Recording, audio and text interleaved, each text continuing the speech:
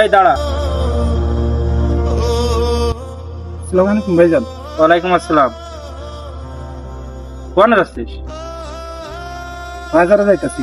তা এই ভর দুপুরে তুই বাজারে যাচ্ছিস আর আমি এত ক্লান্ত শরীরই এই যে দোকান বন্ধ করে বাড়ি আসলাম।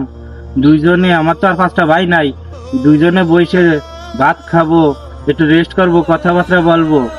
তুই যদি এরকম বাজারে যাস, তুই এরকম ঘোরাফেরা করিস, আলতু ফালতু ভাবে চলাফেরা করিস, তাতে কি আমার মান সম্মান ঠিক থাকে?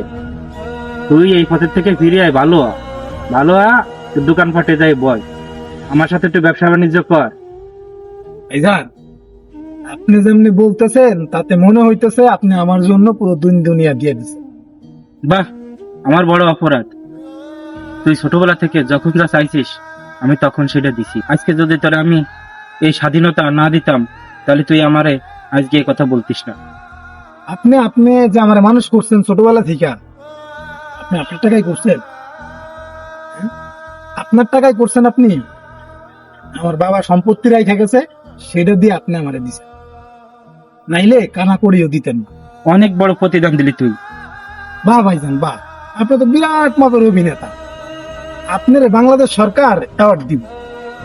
শুনেন, এত অভিনয় করার দরকার নাই।